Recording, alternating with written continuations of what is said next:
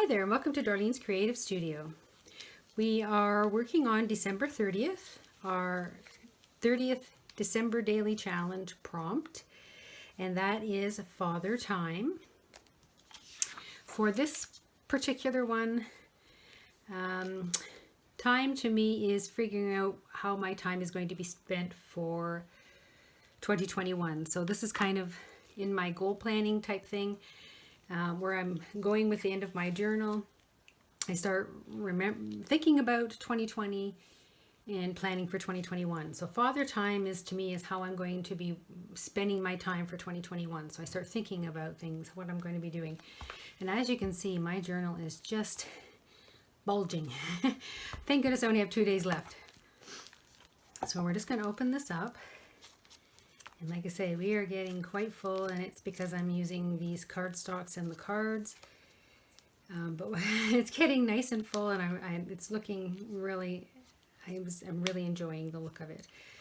For this day 28, I did go back and put the word solitude on my card because it was kind of a, a calming type day, that day where you put your decorations away and you get to kind of just bask in the quiet.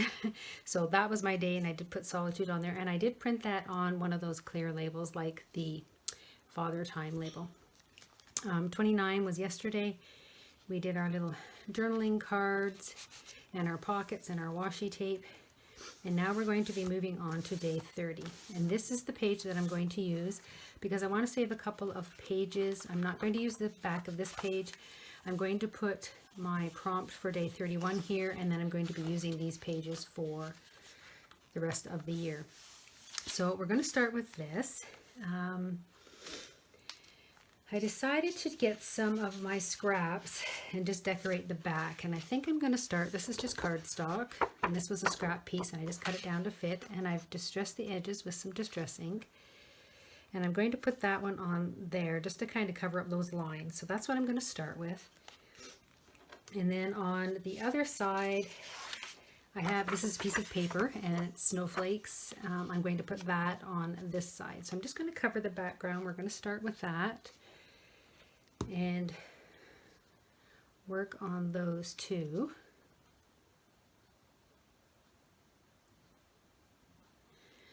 All right, let's see if I can. Now this is paper, and I'm going to use my Art Institute glue for this one.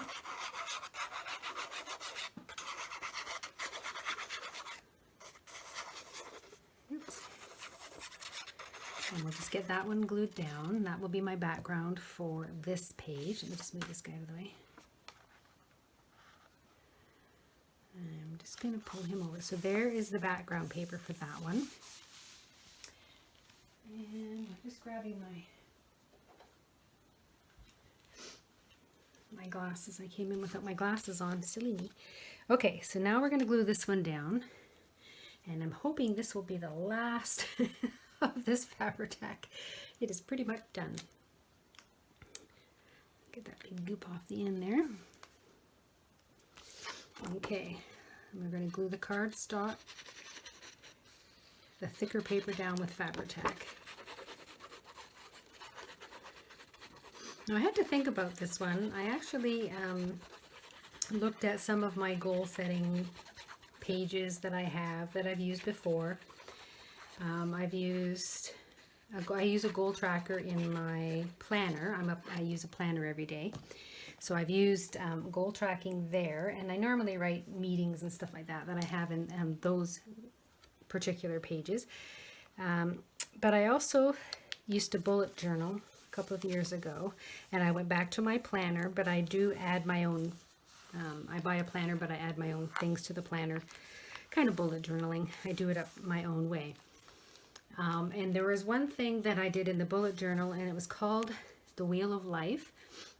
And you take a circle and you divide it into, this one had 8, but you can do it 6, you can do 4, and you put personal, family, career, there's all kinds of different things that you can work with, and you just color it in from 1 to 10. You decide what level you feel you're at in each of those categories, and then you improve upon it. So I do something similar to that at the end of the year. So I thought I would follow along those lines. What I'm going to do is, move that out of the way. I'm going to use this card. I really love this little town village card, but I'm going to use it this way so I can write on it. And I also grabbed that little scrap off the from yesterday that we had left over, and I'm going to glue this to the bottom of the page just to give it some color. And I really liked this little strip, and I never got a chance to use it yesterday, so we're going to put it on the bottom here like that. There. And then I'm going to put this card on there, and this one I'm gluing down. I'm unfortunately not going to put the little corners in. This one I want to see the journaling. Okay, so this one I'm going to glue right onto the page, right about there, like that. And then Father Time, what else am I going to be gluing? I don't think I'm going to be gluing anything else. I'm just going to put that lid on for now, keep it on its side. And then I grabbed some of those round tags that were from the Stamperia papers, and I just cut out a couple of them. This was another one, and this was my test one using a punch. But all I did was I took these, and these measured out to be 3.5 inches, I believe. Let me just check here. Yeah, they're 3.5 inch circles, and I have this punch that is 3 inches, and I thought, oh, perfect, it'll punch something, a circle for me for the inside. So I took a piece of that scrap piece of the sketch paper, was one of the paper pads, and I'm just going to show you. Okay. So you're going to take one of the pages, and you're actually going to fold it in half, because you want to punch through it. Because this sketch paper is very thin, I tried to punch through one layer and it did not work. So all I've done is fold it in half and take my 3-inch punch that I thought was a 3-inch punch and punch through the paper. So if your paper is very thin, double it over, because some of these punches just bend the paper and then you end up with this wonky circle. So I did punch out these circles out of scrapbooking paper, and I did distress the edges already, and I thought these will fit perfectly inside, and you know what, they're almost exactly the same size as the circle. So I don't know how that happened. I did measure, but I guess anyway, that works out fine. That's exactly what I wanted anyway. So I'm just going to cover the back, because I'm going to be using these as my journaling cards. So I'm going to glue this one on to the back of this one here, and it's pretty much the same size, so we're just gonna, there we go. So there's one, and it's got some paper on the back, and let's glue the second one.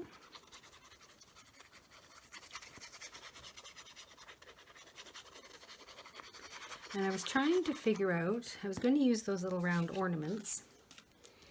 So I was trying to figure out how I was going to attach them to the page and still be able to journal on them, whether I do a pocket or something like that. So I didn't really know how I was going to attach these. So that's what I, took some time to kind of figure it all out. So I'm going to be attaching these to the page as well, but I want to journal on them, and I don't want to turn them this way because then you can't see the pretty side. So I remembered that I had this link punch. It's a We Are Memory Keepers, and it makes a little bar and a little tiny punch. I'm just going to, my glue lid is oozing off. Let's put the lid on that one too, because it's oozing, because they're both almost done. So what I think I'm going to do is, so you had to kind of test it. So I took this red piece of cardstock, and if you put it in the punch and push it all the way to the back like that, hold on, I'm going to get a good grip on this. It's going to punch out the tab and the slot. So for these, I didn't want to be cutting out both, I just wanted the slot. So I find if I turn my punches upside down, I can better judge where that punch is going to be. So I can just punch the slot. So I did a test run with this one, and I kept putting it in, and then I finally just took my marker and decided where I wanted the little hole to be, this little hole to be, and I just drew a little line right there in black. And then I flipped my punch over and I slid the card in, and I just looked for that little tiny black line and punched it. So I punched the black line out, and it gave me my little punch without taking out some of the round part of my ornament or my tag. So I'm going to do the same thing. It's already there. I'm just going to punch it out. Just going to look for that inside my, there's the little tag thing here. I'm looking for my little slot there. Punching that out, and there we go. So those are my two hanging things, tags. And then I punched out a couple of these little links. So I think what I'm going to try and do is put this through and glue. Let's see, I'll show you how these work. I'll do this again. You kind of put one corner in and then pull the other one through. So there you've got your little tab. So I think what I'm going to do is fold that over. So there's the tab on the back, the round part, and there's the other one. And then I'm going to fold this one over so that it matches right where that other little one is. So it's going to be folded in half like that. So that's what's going to show when I put this in the book. And I think what I'm going to do is glue this part down to the page, and then this piece will just kind of hang there like that, and then I might use the Velcro dot to hold it in place. But this way I can take it off of the link if I want to journal on it and then put it back in the book. So I'm going to go ahead, and I think I'm going to use my Fabri-Tac to glue the little tabs down. I'm just getting a tissue because my glue is oozing out everywhere. Okay, so I'm going to put a little bit of Fabri-Tac right on that tab right there. And then I'm going to decide where I want this to go. Make sure it's straight. So I kind of want it to go there. So I'm going to glue that one down. And then I'm going to do the same thing for this one. I'm going to put it in there, pull it through, bend that little tab up like that, and then bend this tab over and make sure they're straight, and then bend it like that. So very technical. And then this one I'm going to glue down on the bottom part, and I'm only putting glue on this back part that I've folded over. Okay, and I'm pulling it up nice and tight, and then I decide where I want this to go, and I'm going to put that down like that. Okay, so let's put my glue lid on. I do have my little Velcro pieces here. So now I can write on this by taking it off of the little hook. I'm not going to glue that portion on. And I did take it off before. It's harder than it looks, because you have to kind of turn it a bit. So there you go. So you just get that one corner to go through. So there's my little tag. Now what I printed was create, personal, and business. And that's what I'm going to be journaling about. What I want to create, what I want to work on in 2021. Personal things like my health, diet, exercise, that kind of thing will be journaled on another. And then business, YouTube, Instagram, that kind of thing, what I'll be working on. So those are the three things that these three pieces are going to represent. So first I'm going to put on my Father Time. Let's get that guy on there. And I think I'm going to put him up at the top here.